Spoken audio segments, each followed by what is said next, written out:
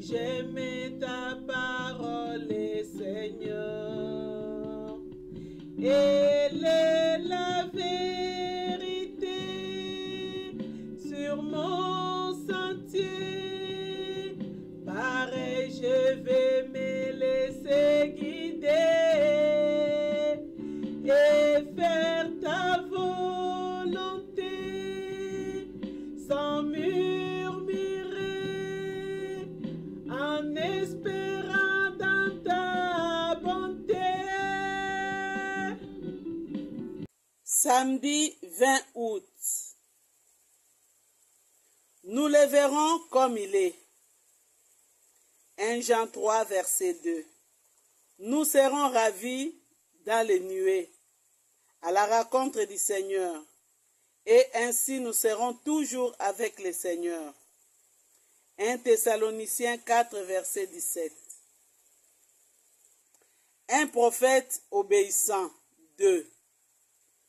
Lire 2 Rois 2. La scène change et quel contraste. Au premier chapitre, un roi désobéissant, idolâtre et rebelle, refusant de s'humilier devant Dieu pour obtenir son pardon, et tomba ainsi sous son jugement. Au chapitre suivant, 2 hommes, séparés du peuple infidèle, marchant et parlant. De quoi s'entretiennent-ils en chemin? Peut-être le cœur oppressé. De la ruine qui a atteint le peuple de Dieu. Peut-être de la délivrance promise, Dieu ne pouvant renier ses promesses. Sans doute aussi de ce grand départ. Élie n'allait-il pas être enlevé au ciel? Alors, à aucun prix, Élisée ne veut quitter son maître. Il le suit partout. Il a reçu de Dieu cette révélation. Quand le fils des prophètes lui en parle, il leur répond, « Je le sais moi aussi, taisez-vous. » De même qu'Élisée attendait le départ de son maître pour le ciel, nous attendons le retour du Seigneur. C'est aussi un secret pour nous. Le monde ne le sait pas. Jésus vient bientôt. Combien de fois, dans la journée, les yeux de notre foi regardaient-ils vers les nuées? Élie fut enlevé dans un char de feu, tiré par des chevaux de feu.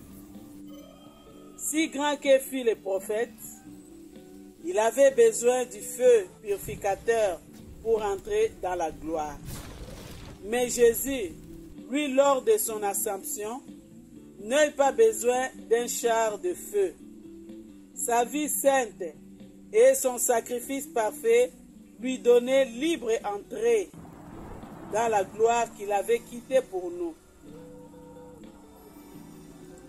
Oh, quel moment! Quand devant Dieu son Père, Christ nous amènera. Quand, glorieux dans son beau sanctuaire, il nous introduira. Je crois dans tes promesses, mon cœur est comme un rocher,